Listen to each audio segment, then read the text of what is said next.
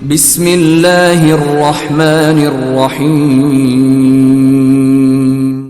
نحمده ونصلی ونسلم علی رسولہ الکریم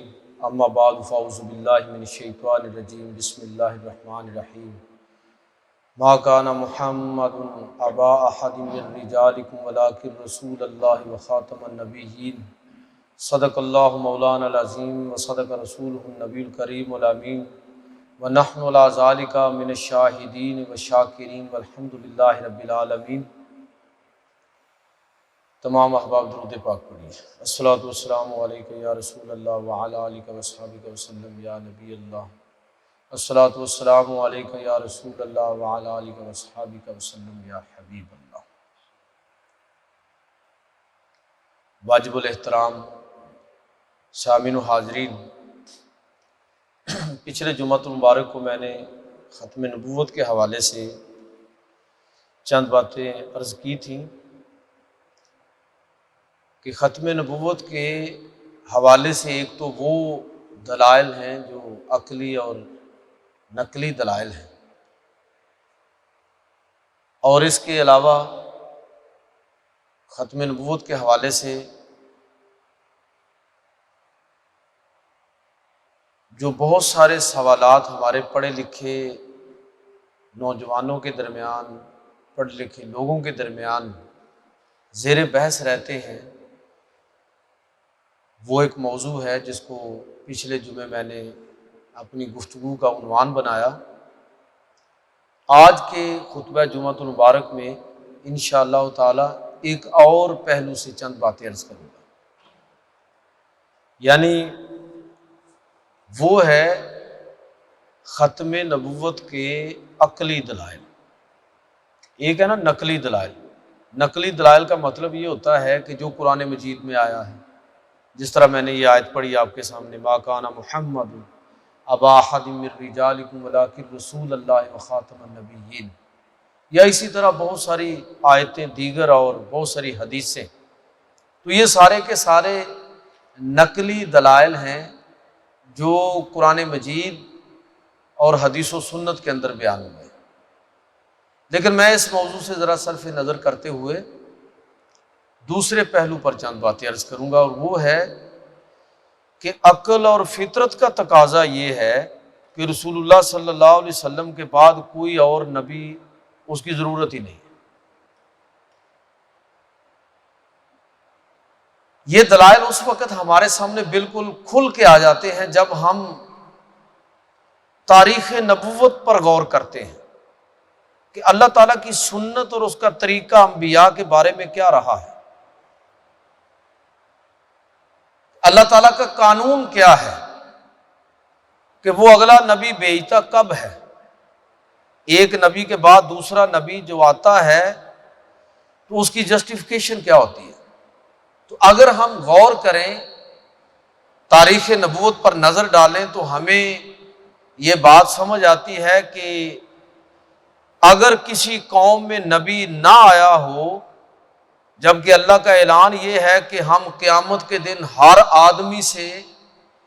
اس کی زندگی کے بارے میں سوال کریں گے،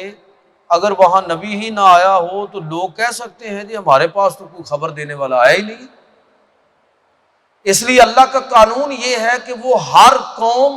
ہر خطے اور ہر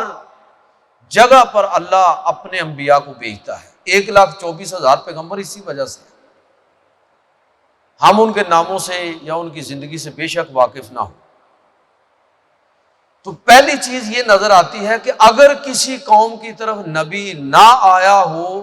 تو تب اللہ نبی بھیجتا ہے۔ تاریخ نبوت پر نظر ڈالنے سے دوسرا جواز کسی پیغمبر کی بعثت کا یہ ہے کہ اگر پہلے نبی کی تعلیمات بلا دی گئی، یعنی نبی کو اتنا عرصہ ہو گیا، اتنی مدت ہو گئی، اور کوئی ایسا انتظام نہیں ہو سکا کہ نبی کی زندگی، اس کی سیرت اور اس کی تعلیمات اور اس کی کتاب لوگوں کے اندر اپنی اصل شکل میں باقی رہے، تو اب اللہ اگلا نبی بھیجتا ہے تاکہ ان تعلیمات کو نئے سرے سے زندہ کیا جائے۔ تیسری شکل تاریخ نبوت پر نظر ڈالنے سے ہمیں یہ سمجھ آتی ہے کہ اگر پہلے نبی کی تعلیمات نامکمل جامع نہ ہوں، نامکمل ہوں، یا کوئی ایسی کمی ہو کہ بعد والے نبی کے ذریعے اس کو پورا کرنا مقصود ہو، تو اللہ تعالیٰ دوسرا اگلا نبی بھیج دیتا ہے۔ اور ایک چوتھی شکل یہ بھی ہے کہ اللہ رب العزت بسا اوقات اپنے کسی نبی کی درخواست پر اور نبی بھیجتا ہے تاکہ وہ اللہ کے پہلے نبی کی معاونت کرے، ان کی مدد اور نصرت کرے، جس طرح کہ حضرت ابراہیم علیہ السلام ان کے ساتھ اللہ رب العزت نے لوط علیہ السلام کو بعض سدوم کی بستیوں کی طرف، جو موجودہ اگر بیروت اور یہ جو شام کے علاقے بنتے ہیں، تو اللہ رب العزت نبی کی معاونت کے لیے پیغمبر کو بسا اوقات یا نبی کی درخواست کو قبول کرتے ہوئے، جس طرح موسیٰ علیہ السلام نے اللہ کی بارگاہ میں یہ درخواست کی کہ اے میرے رب، تو نے مجھے نبی اور رسول بنایا ہے اور حکم دیا ہے کہ میں فرعون کی طرف جاؤں، تو مجھے اس سے گفتگو کرنا ہوگی۔ میں تو اسے یہ درخواست کرتا ہوں کہ تو میرے بھائی ہارون کو بھی نبوت اور رسالت کا منصب عطا فرما، کیونکہ ہارون مجھ سے زیادہ مؤثر انداز میں گفتگو کرنے کا فن جانتے ہیں۔ ویسے ان کو خطیب الانبیاء بھی اسی وجہ سے کہا جاتا ہے کہ بڑی فصیح و بلیغ قسم کی گفتگو، مختصر اور جامع گفتگو، ہارون علیہ السلام اللہ نے ان کو خاص فن عطا فرمایا تھا گفتگو کا۔ تو موسیٰ علیہ السلام کی درخواست کو اللہ نے قبول کیا اور ہارون علیہ السلام کو نبی رسول بنا دیا۔ اب تاریخ نبوت پر نظر ڈالنے سے نبیوں کی بعثت کے جو جواز ہمیں وہاں نظر آتے ہیں، جو کسوٹی وہاں پر نبی کی بعثت کے لیے ہمیں نظر آتی ہے، عقلی طور پر جب آپ پیغمبر علیہ السلام کی زندگی پر غور کرتے ہیں تو آپ اس نتیجے پر پہنچیں گے کہ عقلی طور پر ایسا کوئی جواز یہاں موجود ہی نہیں۔ جب وہ جواز موجود نہیں تو حضور صلی اللہ علیہ وسلم کے بعد کسی اور نبی کی نہ ضرورت ہے اور نہ ہی اس کا کوئی جواز موجود ہے۔ مثلا دیکھیے کہ میں نے ابھی یہ بات کی کہ تاریخ نبوت پر نظر ڈالنے سے معلوم ہوتا ہے کہ اللہ رب العزت کا چونکہ یہ اعلان ہے کہ وہ ہر علاقے کی طرف، ہر قوم کی طرف، ہر خطے کی طرف نبی بھیجتا ہے تاکہ قیامت کے دن لوگ عذر نہ کر سکے کہ ہمارے پاس تو پیغام ہی نہیں پہنچا۔ لیکن رسول اللہ صلی اللہ علیہ وسلم کے بعد اس وجہ سے کسی پیغمبر اور نبی کی ضرورت نہیں ہے کہ آپ صلی اللہ علیہ وسلم کی جو بعثت ہے وہ کسی علاقے، خاندان، ملک اور خطے اور قبیلے کی طرف نہیں بلکہ پوری انسانیت کی طرف ہوئی ہے۔ اور اللہ رب العزت نے خود رسول اللہ صلی اللہ علیہ وسلم کو خطاب کرتے ہوئے ارشاد فرمایا کہ قل، اے پیغمبر آپ خود اپنی زبان سے فرما دیں، قل یا ایھا الناس انی رسول اللہ علیکم جمیعا، آپ خود فرما دیجئے کہ اے لوگوں مجھے تم سب کی طرف نبی اور رسول بنا کر بھیجا گیا ہے۔ تو رسول اللہ صلی اللہ علیہ وسلم کی جو بعثت ہے وہ گلوبل ہے، عالمگیر ہے، کسی خطے، قوم، علاقے، ملک اور قبیلے کے لیے نہیں ہے، پوری انسانیت کی طرف۔ اس لیے یہ بات ہمیں ذہن میں رکھنی چاہیے کہ اسلام چونکہ عالمگیر دین ہے، پوری انسانیت کا دین ہے، اس لیے جب وہ رب کی بات کرے گا تو رب العالمین کے الفاظ کے ساتھ، جب وہ کتاب کی بات کرے گا تو ذکر للعالمین کے ساتھ کہ وہ رب سب انسانوں کا رب ہے، وہ کتاب سب انسانوں کے لیے ہدایت ہے، اور وہ پیغمبر مسلمانوں کے صرف نہیں ہے، رحمت للعالمین ہے، سب انسانوں کے لیے رحمت۔ تو نبی کریم صلی اللہ علیہ وسلم کی بعثت اور رسالت جب عالمگیر ہے تو کوئی خطہ بچا ہی نہیں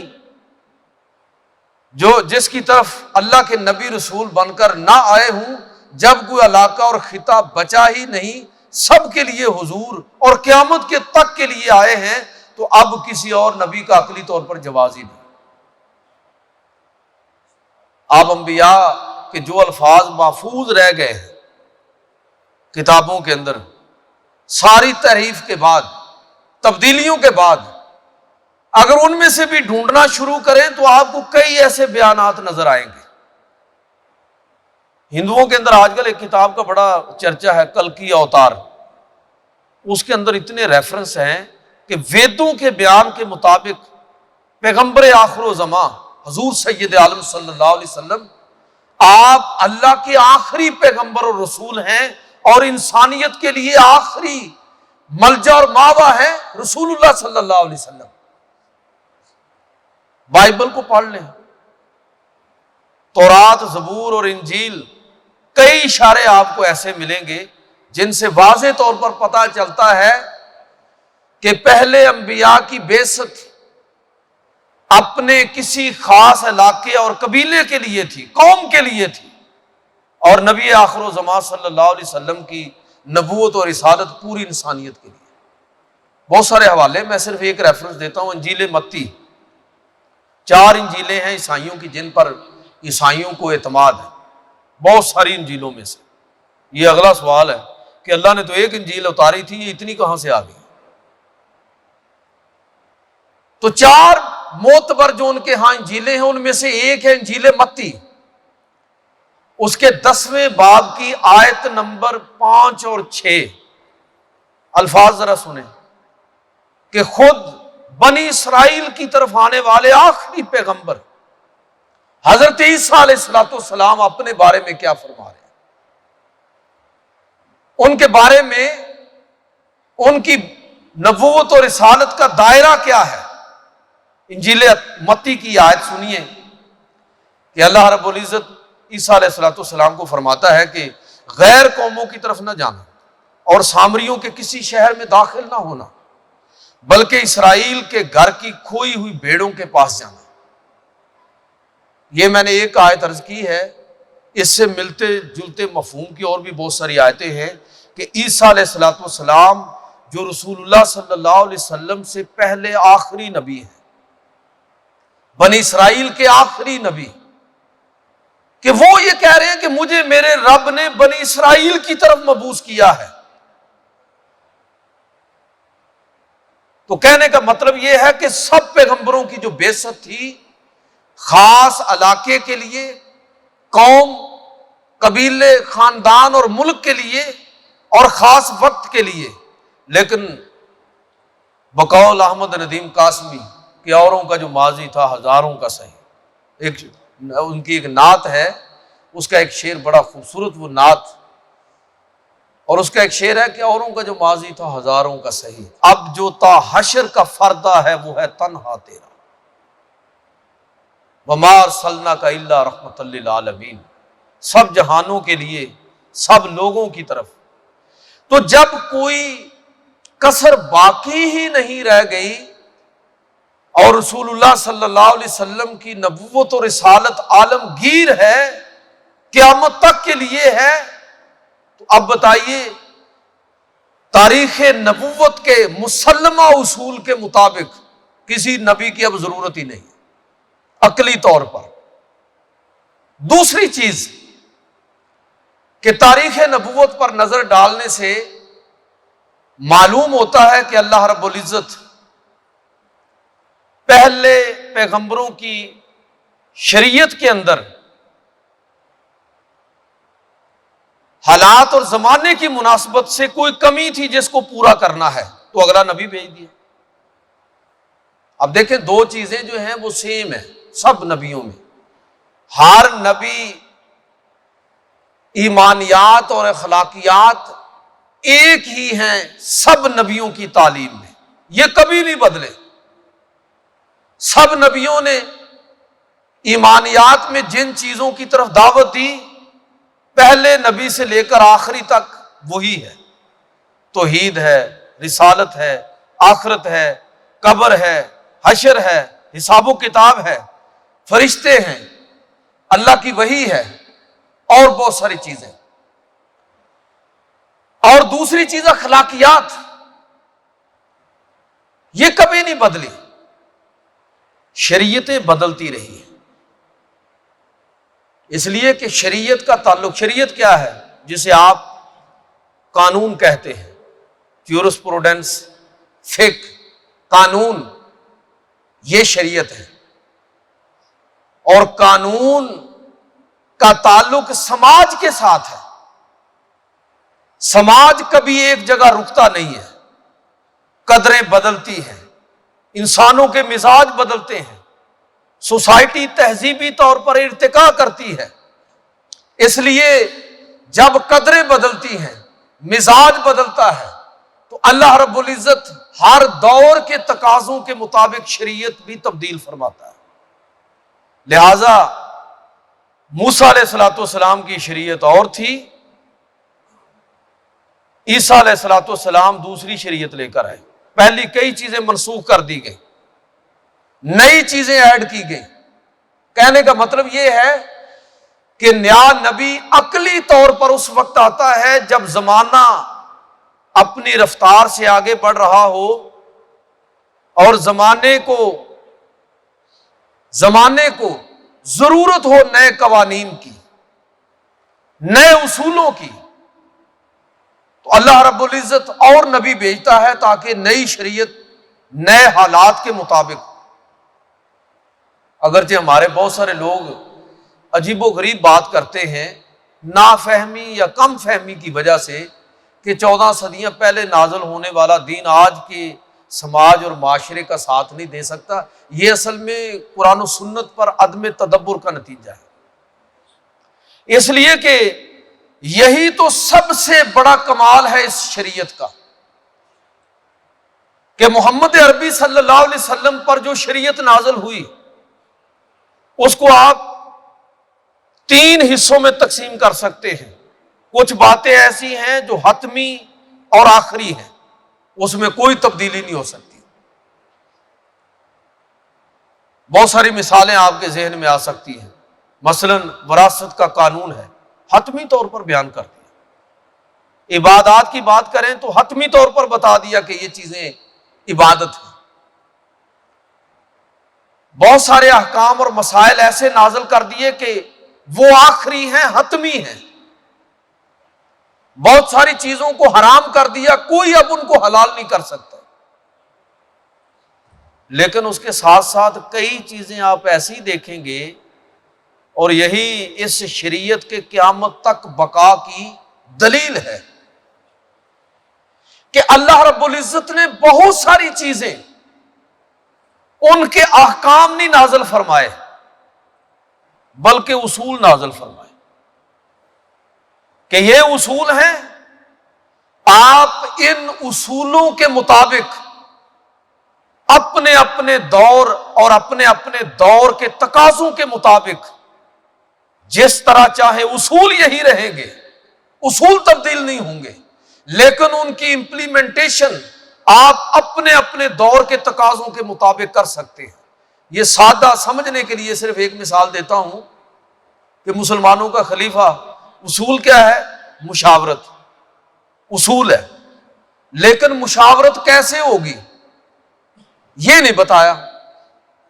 وہ ایسے مشاورت بھی ہو سکتی ہے جس طرح ابو بکر صدیق رضی اللہ تعالیٰ عنہ کو مشاورت سے سقیفہ بنی سعدہ کے اندر خلیفہ بنایا گیا۔ یہ اصول اس طرح بھی برتا جا سکتا ہے کہ تنہا ابو بکر صدیق لوگوں سے مشاورت کر رہے ہیں، عام پبلک اوپینین اس طرح نہیں لی گئی، بلکہ سوسائٹی اور معاشرے کے منتخب لوگوں سے مشورہ کیا گیا۔ یہ بھی ایک طریقہ ہے۔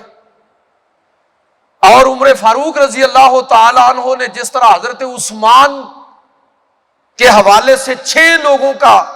انتخاب فرمایا مشاورت سے، اور ان 6 میں سے پھر مشاورت سے حضرت عثمان غنی جو ہے وہ خلیفہ بنے۔ اصول ایک ہی رہا ہے، لیکن اس اصول کو 3 طریقوں سے برتا گیا۔ اس کا مطلب یہ ہے کہ کوئی چوتھا طریقہ بھی ہو سکتا ہے اگر کسی دور کا تقاضا،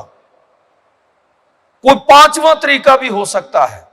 تو اسلام کا پورا پولیٹیکل سسٹم اگر یہ کہا جائے کہ کسی ایک اصول پر قائم ہے تو وہ اصول مشاورت ہے۔ اپنے اپنے دور کے تقاضوں کے مطابق لوگ اس اصول کو استعمال کر سکتے ہیں، اس سے استفادہ کر سکتے ہیں۔ قرآن مجید کو جب اس تناظر میں آپ پڑھیں گے تو آپ کو سمجھ آئے گی کہ زندگی کے بہت ساری جہتوں کے حوالے سے قرآن نے اصولی باتیں کی ہیں، اصولی باتیں کی۔ اب ان اصولوں کا برتاؤ آپ کر سکتے ہیں اپنے اپنے دور کے تقاضوں کے مطابق۔ تو بہت ساری چیزیں آپ کی ذہن میں آ گئی ہوں گی۔ لباس کے بارے میں اصول دے دیا، یہ نہیں طے کیا کہ شلوار قمیض اسلامی لباس ہے، تو لوگ تو مارے جائیں گے۔ یہ بھی طے نہیں کیا کہ جو رسول اللہ نے پہننا ہے صرف وہی پہننا ہے، نہیں۔ لباس کے بارے میں اصول دے دیا کہ وہ شرم و حیا والا ہونا چاہیے، سطر ڈھانپا ہوا ہونا چاہیے۔ وہ کس طرح کا ہو یہ آپ اپنے اپنے کلچر روایت کے مطابق طے کر لیے۔ ہر وہ لباس اسلامی ہے جس میں شرم و حیا کے تمام تقاضوں کو پورا کیا گیا۔ کہنے کا مطلب یہ ہے کہ جب اسلام پر اس نقطہ نظر سے آپ غور کریں گے تو آپ کو نظر آئے گا کہ یہ وہ دین ہے اور اس نے ایسی شریعت دی ہے کہ جس میں کچھ چیزیں حتمی بھی ہیں، کچھ کی وضاحت اللہ کے رسول صلی اللہ علیہ وسلم نے مزید فرما دی ہے، اور کچھ کے بارے میں اس نے ایسے اصول دے دیے ہیں کہ اب قیامت تک لوگ اپنے اپنے حالات اور اپنے اپنے دور کے تقاضوں کے مطابق جب ان اصولوں کو مد نظر رکھتے ہوئے اپنی زندگی کا رخ متعین کریں گے تو وہ اسلام سے باہر نہیں نکلیں گے، اسلام کے اندر ہی رہیں گے۔ جب یہ شریعت اتنی جامع ہے، ایسی فلیکسیبلٹی اپنے اندر رکھتی ہے، اس کے اصولوں کے اندر اتنی لچک ہے کہ ہر دور کے تقاضوں کے مطابق اس کو مد نظر رکھتے ہوئے قانون سازی ہو سکتی ہے، تو اب مجھے یہ بتائیے کہ جب ایسی شریعت موجود ہو کہ اب اس شریعت کی موجودگی میں نہ تو کسی جگہ کمی کا احساس ہے اور نہ کسی جگہ کوئی تکمیل کا پہلو وہ مقصود ہے، جب یہ چیز ہے ہی نہیں تو نبی کی ضرورت کہاں سے آ گئی؟ لہذا عقلی طور پر یہ بات ہمیں سمجھ آتی ہے کہ اللہ رب العزت پیغمبروں کو اس وقت بھیجتا ہے جب پہلے نبی کی شریعت میں کوئی ایسی کمی ہو کہ بعد والے نبی کے ذریعے اس کو پورا کیا جائے۔ جب یہ شریعت مکمل ہے اور اللہ نے اعلان کر دیا کہ الیوم اکملت لکم دینکم واتممت علیکم نعمتی، اور میں نے تم پر تمہارا دین مکمل کر دیا ہے اور تمہارے لیے اسی دین کو پسند کیا ہے۔ جب یہ بات حتمی طور پر ہو چکی تو اب نبی کی ضرورت کیا ہے کہ آپ کوئی نیا نبی گھڑنا شروع کر دیں؟ کون سی ضرورت ہے جس کو پورا کرنے کے لیے؟ لہذا اس مکمل شریعت کی موجودگی میں اگر کوئی شخص نبوت کا دعویٰ کرے تو عقل یہ کہتی ہے کہ ایسا دعویٰ کرنے والا بے عقل ہے اور اس کے پیچھے لگنے والے لوگ بھی عقل سے پیدل ہیں، گمراہ ہیں، ہدایت کے مستحق ہیں۔ لازم ہے کہ قوم ان کی ہدایت کے لیے اپنی ذمہ داری کو پورا کرے۔ آگے چلیے کہ اس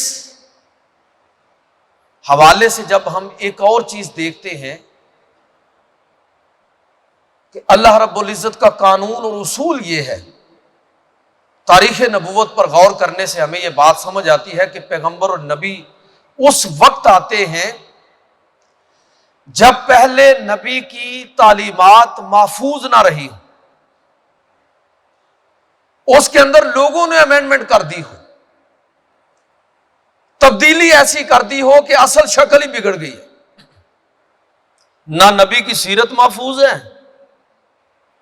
نہ نبی کی تعلیمات محفوظ ہیں، نہ نبی کی کتاب محفوظ ہے۔ تو اللہ رب العزت جب پہلے انبیاء کے ساتھ یہ معاملہ ہوا تو اللہ رب العزت نے ان تعلیمات کے احیاء کے لیے اگلا نبی بھیج دیا۔ لیکن جب اس پہلو سے آپ غور کرتے ہیں تو رسول اللہ صلی اللہ علیہ وسلم کی زندگی میں ایسی کوئی بات آپ کو نظر نہیں آئے گی۔ اللہ رب العزت نے اعلان فرمایا اِنَّا نَحْنُ نَزَّلْنَا الذِّكْرَ وَإِنَّا لَهُ لَحَافِظُونَ، ہم نے اس ذکر کو نازل کیا ہے اور ہم اس کے محافظ ہیں۔ عام طور پر ذکر کا ترجمہ ہم یہی کرتے ہیں کہ ہم نے اس قرآن کو نازل کیا، لیکن جب آپ اس کا تفصیلی معنی پڑھتے ہیں لغت کے اعتبار سے مفسرین کے ہاں اور ہماری جو دینی روایت ہے اس کے اندر، تو آپ کو پتا چلے گا کہ ذکر کا مطلب قرآن بھی ہے، لیکن ذکر سے مراد صرف قرآن نہیں ہے، رسول اللہ صلی اللہ علیہ وسلم کی سنت بھی ہے، دین کا فہم بھی ہے۔ اللہ نے ساری چیزوں کو قیامت تک کے لیے محفوظ کر دیا،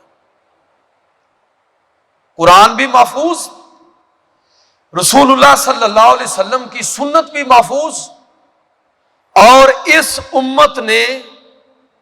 قرن اول کے اندر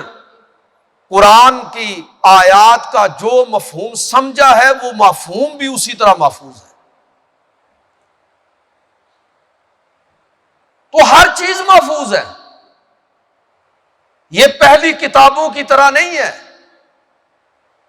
کہ قرآن، اس کی زبان، اس کا اسلوب،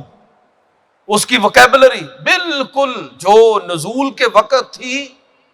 وہ آج بھی اسی طرح۔ آپ دیکھیں نا کہ زبانوں کا معاملہ کیا ہوتا ہے، زبانیں بدلتی ہیں، کچھ الفاظ متروک ہوتے ہیں نکل جاتے ہیں، نئے الفاظ داخل ہوتے ہیں۔ آج آپ اردو میں ایسے ایسے الفاظ استعمال کرتے ہیں کہ جو 20-25 سال پہلے نہیں تھے، اور کئی الفاظ ایسے ہیں، سر سید کو پڑھ کے دیکھیں، مقالات سر سید علامہ اسماعیل پانی پتی نے جو مرتب کی ہے، تو ایسے ایسے الفاظ ہیں آج آپ استعمال ہی نہیں کرتے۔ لیکن قربان جائیے قرآن مجید کی زبان قیامت تک کے لیے دین، اللہ نے زبان بھی محفوظ کر دی، رسول اللہ صلی اللہ علیہ وسلم کی زندگی کے ہر عمل کو بھی محفوظ کر دیا۔ عربی زبان کے اندر بھی ارتقاء ہے، لیکن قرآن کا ایک لفظ بھی محفوظ ایسا نہیں ہے کہ جو متروک ہو، ہر لفظ محفوظ ہے، برتاؤ کے اندر ہے، استعمال کے اندر ہے، لہذا اس کا تقابل دوسری کتابوں سے نہیں ہو سکتا۔ مہاتما گوتم بدھ ان کی وفات کے 500 سال بعد کہا جاتا ہے کہ ان کی تعلیمات کو پالی زبان میں مرتب کیا گیا، ترجمہ در ترجمہ ہوتے ہوئے آج جو چیزیں ہم تک پہنچی ہیں، واللہ عالم بالصواب کون سی بات انہوں نے کہی اور کون سی نہیں۔ حضرت عیسیٰ علیہ السلام اور اس سے پہلے موسیٰ علیہ السلام اور داؤد علیہ السلام پر اور دیگر انبیاء پر جو کتابیں نازل ہوئی، ان کی زبانیں ختم ہو چکی ہیں، آرامی سریانی زبانیں دنیا میں موجود نہیں ہیں۔ اگرچہ ہیبرو زبان کو، عبرانی زبان کو دوبارہ زندہ کیا ہے اسرائیل نے، اور ان کے ہاں اس کو دوبارہ سے اس کو دریافت کیا انہوں نے، لیکن میں بات کر رہا ہوں کہ اس انقطاع کی، کہ جب آپ موسیٰ علیہ السلام اور عیسیٰ علیہ السلام کی تعلیمات کو دیکھتے ہیں تو ان کی تعلیمات کے قدیم ترین ماخذ بھی ہمیں یونانی زبان کے اندر، گریک زبان کے اندر ملتے ہیں، یعنی کوئی بائبل کا نسخہ، انجیل کا، تورات کا، زبور کا آرامی زبان یا عبرانی کے اندر موجود ہی نہیں ہے۔ ترجمہ در ترجمہ ہو کے ہم تک چیزیں پہنچی ہیں۔ بھائی ہم قرآن کے الفاظ کو ہی قرآن کہتے ہیں، ترجمے کو قرآن نہیں کہتے، اس لیے کہ ترجمہ لوگ اپنے اپنے ذوق کے مطابق کرتے ہیں۔ میں کہنا یہ چاہتا ہوں کہ سارے انبیاء کی تعلیمات محفوظ ہی نہیں ہے،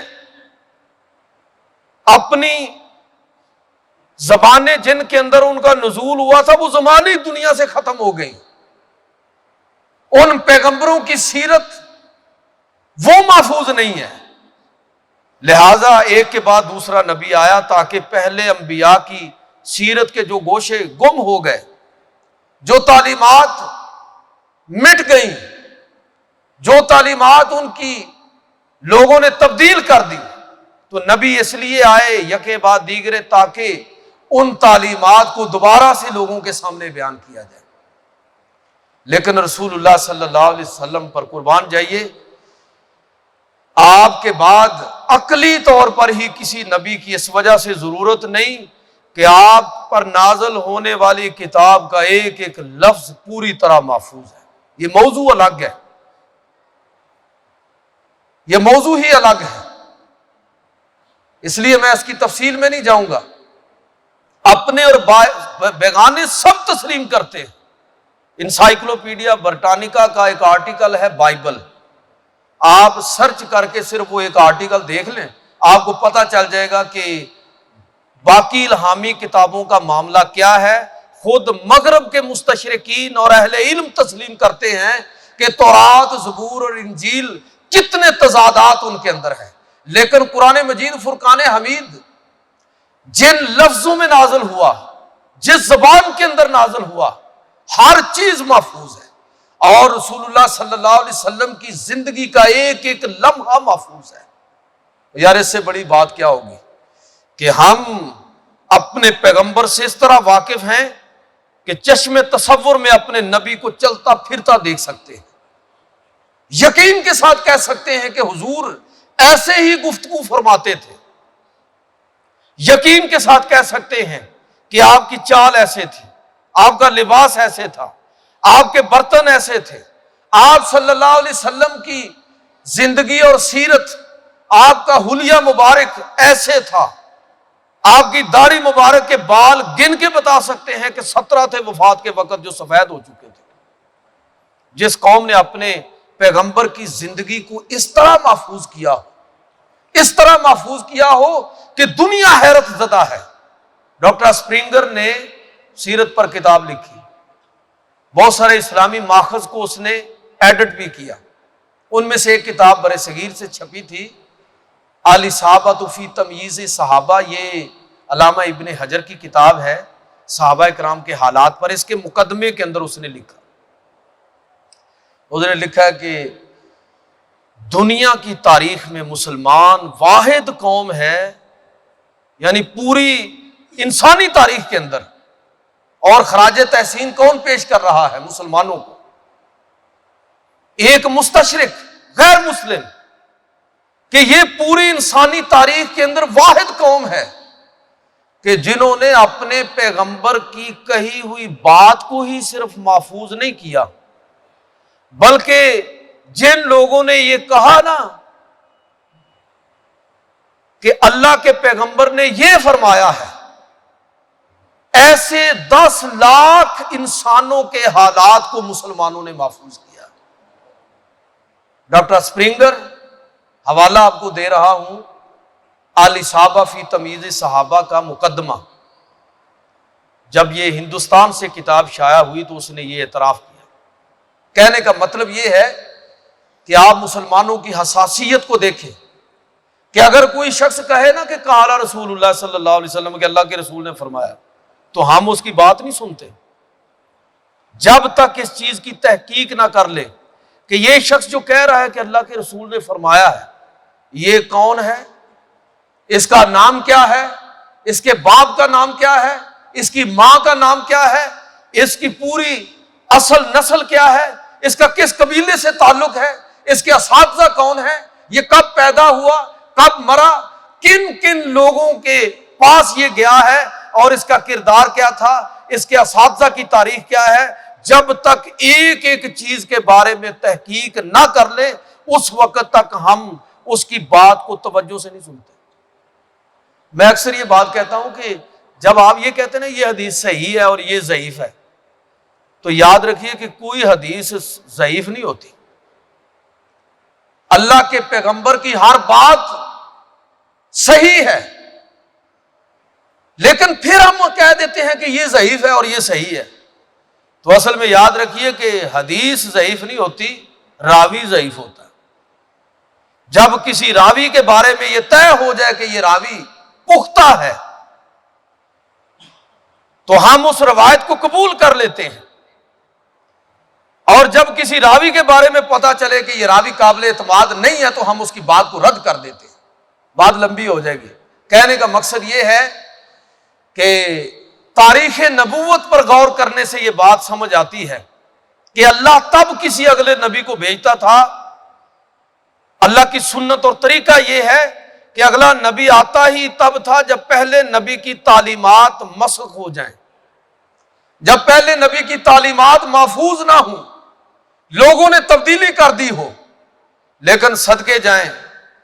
محمد عربی صلی اللہ علیہ وسلم پر کہ جب اللہ نے ان کو مبعوث فرمایا تو ساتھ اعلان کر دیا آپ کی کوئی چیز ہم ضائع نہیں ہونے دیں گے، ایک ایک چیز کو محفوظ رکھیں گے، ایک ایک چیز زندہ رہے گی۔ پیغمبر پر نازل ہونے والا قرآن اور کتاب پوری طرح محفوظ ہے۔ یہ باتیں عقیدت کی بنیاد پر نہیں، تحقیق کی بنیاد پر عرض کر رہا ہوں۔ آپ اس پر مشرق اور مغرب کے اہل علم کی تحریرات کو پڑھیں، آپ کو اندازہ ہوگا کہ قرآن کی حقانیت اور اس کا انہی الفاظ میں محفوظ ہونا، اس کو صرف ہمارے لوگوں نے نہیں، مغرب کے بہت سارے اہل علم نے بھی تسلیم کیا ہے۔ اور رسول اللہ صلی اللہ علیہ وسلم کی سیرت، آپ کی شخصیت، یہ کوئی دیو مالائی تصورات نہیں ہے، یہ کوئی متھ نہیں ہے،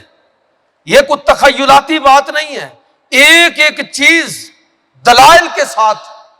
تاریخ کی روشن دلیلوں کے ساتھ پیغمبر علیہ الصلوۃ والسلام کی زندگی کی ثابت ہے۔ جب سب کچھ محفوظ بھی ہے، ثابت بھی ہے،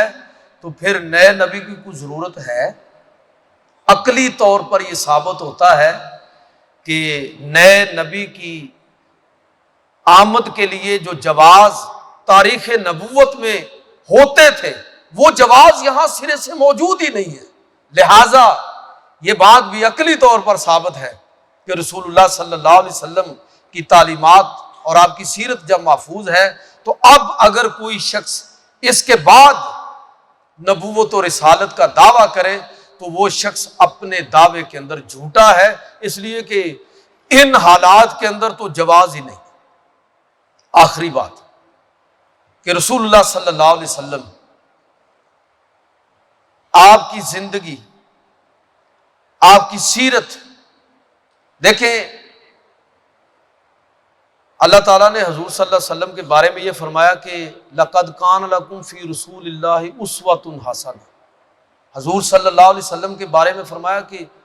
وہ تمہارے لیے اسوہ حسنہ ہے۔ ایک ادبی نکتہ ہے، اگر اس کو آپ یاد رکھیں، بھائی اسوہ حسنہ، اسوہ کاملہ کہا جاتا تو غلط نہیں تھا، لیکن اسوہ کاملہ نہیں کہا، اس لیے کہ اسوہ کاملہ کا مطلب کہ اس کی پرتیں ہر اعتبار سے مکمل ہو چکی ہیں۔ اسوہ کاملہ کا مطلب یہ ہے کہ ایسی سیرت جس پر جو کہا جانا تھا، جو لکھا جانا تھا، جو سمجھا جانا تھا، سب کچھ مکمل ہو گیا، اب مزید کچھ ضرورت باقی نہیں بچی۔ اللہ تعالیٰ نے اپنے نبی کے بارے میں اسوۃ کاملۃ نہیں فرمایا، بلکہ فرمایا کہ اسوۃ حسنہ۔ اسوہ حسنہ کا مطلب یہ ہے کہ جتنا غور کرتے چلے جاؤ گے، جتنا تدبر کرو گے، ہر دور کے علوم کو بروئے کار لاتے ہوئے، جب تم اس پیغمبر کی زندگی پر، جب اس پیغمبر کی سیرت پر، جب اس پیغمبر کی لائی ہوئی کتاب پر غور کرو گے تو تمہارے لیے علوم کے نئے دریا دریافت ہوں گے، نئی جہتیں تمہارے سامنے آئیں گی، نئے پہلو تمہارے سامنے کھلیں گے۔ ایک ایک ورق قیامت تک لوگ جب جب قرآن مجید پر غور کریں گے تو قرآن مجید کی تفسیر کبھی مکمل نہیں ہوگی، کبھی مکمل نہیں ہوگی۔ سیرت نبوی صلی اللہ علیہ وسلم کی جہتیں جتنا غور کریں گے انسان، اتنا ہی رسول اللہ صلی اللہ علیہ وسلم کی عظمت ان کے سامنے کھلتی چلی جائے گی۔ تو اللہ رب العزت نے اپنے پیغمبر کے بارے میں یہ اعلان فرمایا۔ کہنے کا مطلب یہ ہے کہ ایسی شخصیت کہ جس کے بارے میں اللہ کا اعلان یہ ہے کہ وہ تمہارے لیے اسوۃ حسنہ، وہ اسوہ حسنہ ہے۔ اے لوگو،